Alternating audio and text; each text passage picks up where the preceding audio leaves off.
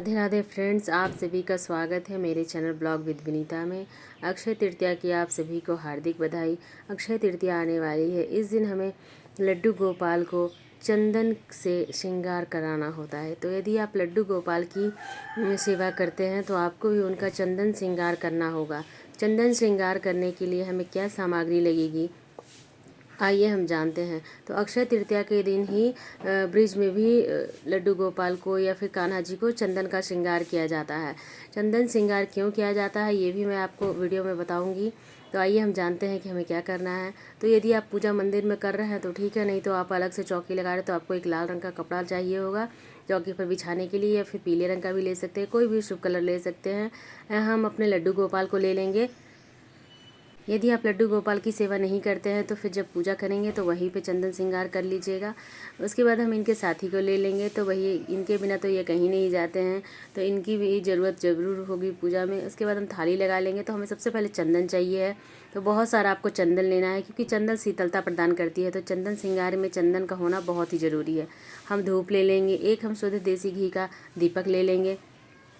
दीपक आपको घी का ही चाहिए क्योंकि कान्हा जी की पूजा में घी का ही दीपक जलता है। मौली चाहिए हमें, वस्त्र स्वरूप कलावा समर्पित करना होगा। जब हम कलश की पूजा करेंगे तब हमें ज़रूरत होगी।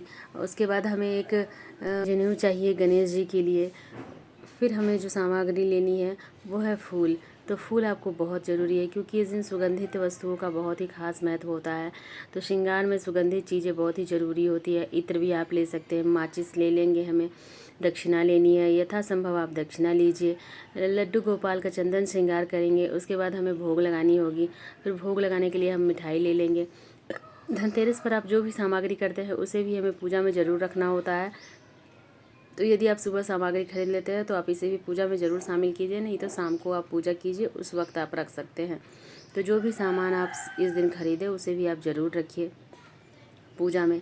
इसके बाद जो सामग्री हमें लगेगी वो देखिए, हमें एक और छोटा मिट्टी का घड़ा चाहिए, एक बड़ा घड़ा चाहिए। इसके बाद शहद ले लेंगे। मिठाई हमने आपको दिखाई थी कि मिठाई भी हमें ले लेनी है, कोई भी भोग प्रसाद के लिए लेना है। चने की दाल लेनी है क्योंकि इस दिन सोने का दान बहुत ही शुभ होता है। अक्षय तृतीया के दिन आप जो भी दान करते हैं उसका आपको अक्षय फल मिलता है, इसलिए हमें सोने जैसी चीज़ों का ही दान करना होता है। फिर देखिए, इस दिन हमें फल में लेना है खीरी, ककड़ी, तारबूज, खरबूजा, जो भी चीज़ें इस वक्त में मौसमी फल होते हैं ना, उन सभी चीज़ों को हमें लेना होता है। तो जो भी चीज़ आप मौसम में हो और जो ठंडी चीज़ें हो, जो शीतलता प्रदान करती हो, उन चीज़ों का हमें भोग लगाना है।